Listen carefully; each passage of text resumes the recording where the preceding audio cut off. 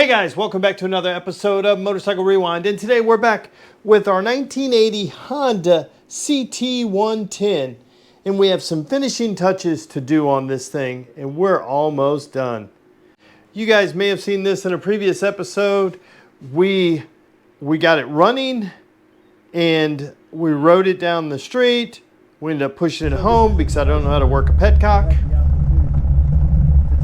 And then we went ahead and painted it, de-rusted it. We still have a few things left to do. Even after today, we'll still have a few things left to do, but we're getting close. And then we're gonna be taking this guy camping. When I was editing the previous video back, I realized that I had forgotten to put clamps on my fuel line, so we've got to do that. So let's get these lines off so I can put these clamps on. Okay, let me get this guy in here. I went ahead and marked it. This is the run outlet, so I went ahead and marked the fuel line so I wouldn't forget. So I make sure I plug them into the right spot on the petcock. So let me get this guy up. Good, let me do the other one. Okay, well, let's put this guy back in. So we're hooking the seat back up, bolting it down, and I'm missing this guy, which connects the exhaust. Here, let me see if I can show you under here. See right here, that guy right there. So it bolts there and then through here to the seat. So I don't have that, and this part is unavailable. So let's see if we can cobble one together. Okay, it looks like we need maybe a stud right here. I know I have some of these, although this is all one unit. And I'll probably just do a screw to go in on this side, not a stud on this side and another nut. Okay, let's see if we can make one of these out of just some old hardware. So let's go here. Have these. This guy, oh, I got another one. Let's try both of them. See what I need: a stud and a screw. I think I have a stud back here. I have a stud back here. Doesn't everybody have a drawer? I mean, what do you do with all the bolts that don't have a place when you're putting a motorcycle back together? I got these. Anytime I replace hardware, I just save it. Or from old bikes that I'm tearing down, I save it all. So this guy should thread into here. And then this will thread into where the seat and the seat/tank go in. And then this guy should be able to thread into right here and hold my exhaust. So the only difference, I'll need to get a couple of washers too. Only difference is this one here is a stud, and everything else is pretty similar. So if it holds the exhaust and then you take this off, this will stay on the bike, this will come off. Before this you'd take off a nut, this time we're taking off a screw. So I do need a couple of washers there on the bottom. How many of you guys do that? Let me show you what I just did. How many of you guys have a 4-drawer or whatever, and you open up all of them knowing where it is? So let's see, I need a couple of washers to go in here. It's a little thin. This one will be good. That'll go back. Nah, it doesn't fit. There, that one will go there. And then I need one for here. Okay, let me start with this stud. Tell me about it. This guy. Put my washer on there.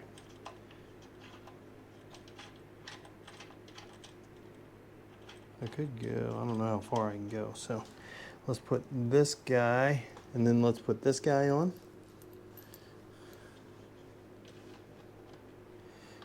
I apologize, I know it's probably hard to see what's going on in there. Let's screw that guy on. I don't think I can screw it all the way. And then let's get this guy, and then we'll see if we can tighten it up. Yeah, the screw I had was too long. So this is good. Oh, that's good and tight. It's a German spec. Let's see if I can hold this. Yeah, That's in. Okay, so I finished the fuel line after I did all the stuff, everything else. Got the fuel line hooked up. The left one in the tank, you can look down and see which one has the long tube. The one on the left side is the reserve. And I marked it with my mark right here. So it goes to the top one, the on just goes to here. And you'll also notice that I painted the lever, the petcock, red. So this is the way I do it. I put a dot here, a red dot here, and a red dot here, and painted this red. So it's off when they meet. So this is on, this is reserve, and that's off. So now I don't have to think about it. And now hopefully I won't have to push it anymore because of this. In my defense of the petcock issue, I had just finished working on the Honda CM91, the student kit, and its run is flat. So that's what threw me off. What you gonna do? What I'm gonna do is fix it so it doesn't happen again. Let me rephrase that. I'm gonna do something in hopes that it doesn't happen again. I'm still gonna put the petcock in the wrong position. I'm still gonna try to troubleshoot a bike that won't start because I had the run switch off. Because I did call AAA from a gas station to get home to find out that I was out of gas. Yeah, so things are gonna happen. Hopefully this will help me out. Okay, let's handle this rat's nest. Start connecting these dots. Plug in my speedo first.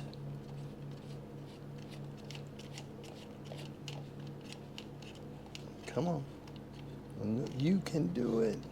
Okay, that's that. And I've got my lights out of there. I'll put those in just a minute. That'll be the easy part. But this first off, I want to clean up all these first. Okay, let me spray these down. Let me wipe them off. You guys may be saying, well, Eric, why are you cleaning the connectors and all that stuff? Because every time I touch them, my hand gets dirty and it's gross. So, might as well clean them up a little bit. And plus, it makes it a little easier to see the colors. Doesn't take long, presents itself pretty good. Yeah, so let me stay at this. I'll get back to you in just a minute. Oh, let me know, what are the crazy little idiosyncrasies that you do? I mean, this is kind of one of mine. I've got a bunch of them. If you ask my wife, she'll tell you I've got a lot of them. I'm not going to say I have OCD because I don't have enough for other people, but I got enough for me. And just little things. Some things bother me, some things don't. Let me know what yours are. Okay, I'm going to go ahead and put you guys in the time lapse right now and go ahead and plug all these wires in.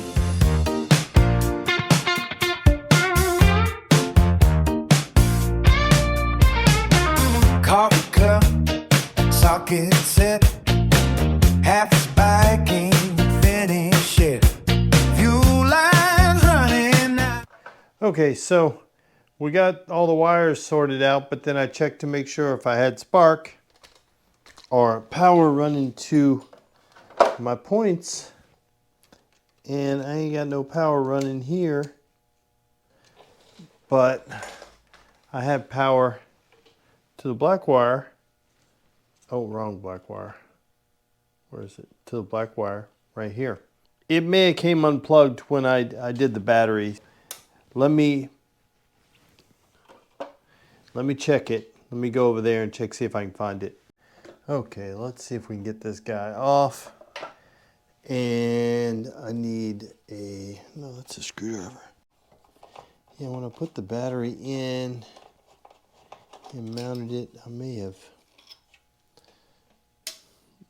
rustled something around, and I'm missing the back half of the battery box that sits in this spot. So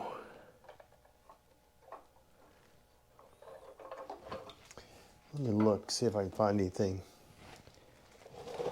This is my coil wire here. Let's see if I get any juice running to it. Let's see, turn this on. Make sure, black wire here. Yeah, I got power running here from my key, so I've got that. So let's see if it's running. We'll check that in there, make sure my run switch is plugged in correctly, which it should be. No power here. Power here, which I know I have power there. Have power all the way to my black wire there. Well, for some reason, our coil is not getting power. So it was working before we mussed with it. And I've checked the black and white wires, make sure they're plugged in. And I've even jumped it with a black, just hot wired it to the black and white wire. And I'm still not getting any power coming out of the coil. So I think we're going to have to take all this down and determine that we may or may not have a bad coil, which could be part of our problems. Which, thinking back, with the very first time I got this thing running a couple of years ago, we rode it and it stopped on us. But I was able to start it up after a few minutes and then ride it home right the rest of the way back. And then it kind of never happened again. But there was something amiss, and it could be that.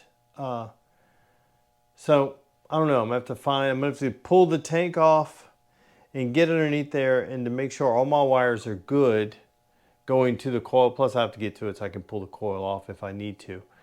And maybe replace the coil?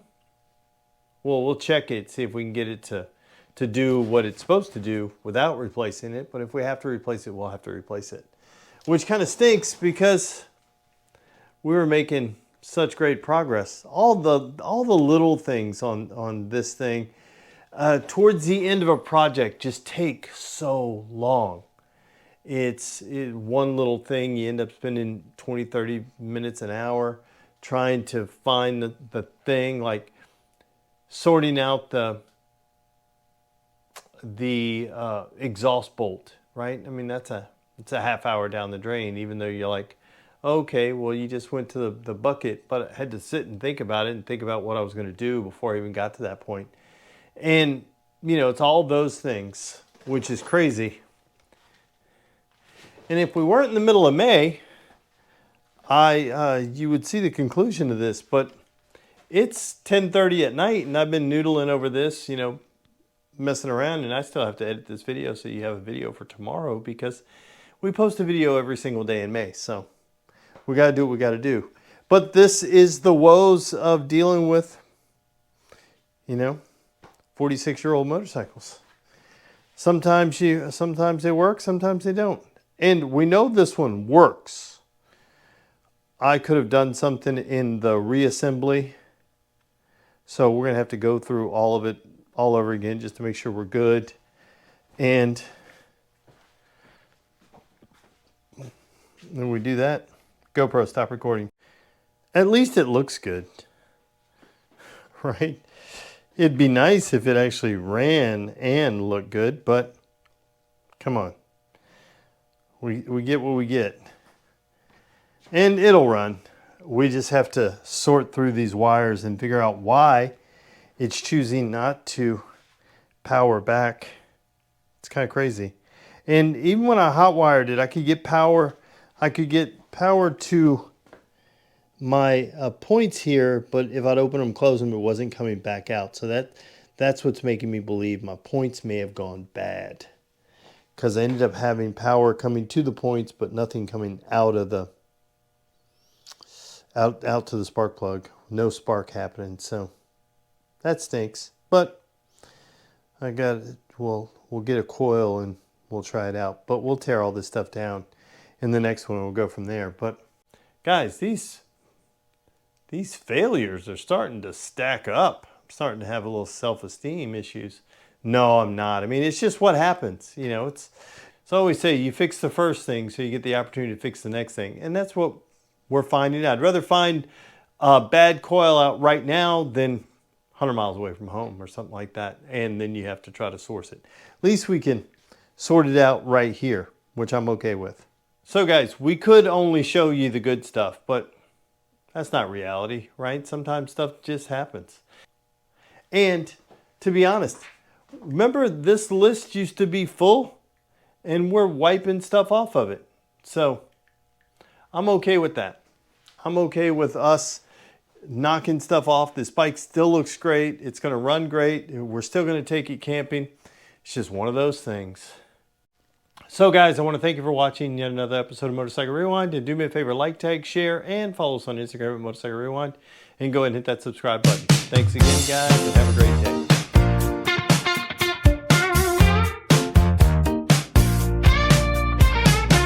Coffee cup, socket set, half his bike ain't finish it. Fuel lines running nice and clean, closer now than we have been. Little boat went rolling away, spent an hour on it anyway. Made one up from scraps I found, that's how projects stay around. Every little thing takes time, one more fix and one more try. It's the small things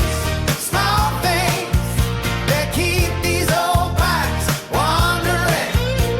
One loose wire, one bad spot, one more night out in the dark. But when the engine finally sings, you forget all the little things. Yeah, the small things, God's what keeps Motorcycle Rewind turning. Headlight bucket full of snakes, color wise and old mistakes. Thought today we'd take a ride. Now I'm tracing bolts outside. Fresh red paint, the bike looks new, but old Hondas make you pay your dues. Kick it over, nothing there, no spark hiding anywhere. Every project fights somehow. Guess we're fighting wiring now. It's the small things that keep these old bikes wandering. One loose wire, one bad spark, one more night out in the dark. But when that engine finally sings, you forget all the little things. Yeah, the small things, that's what keeps Motorcycle Rewind turning. Late at night, shot radio, covered up in grease and hope. 40 years and still alive.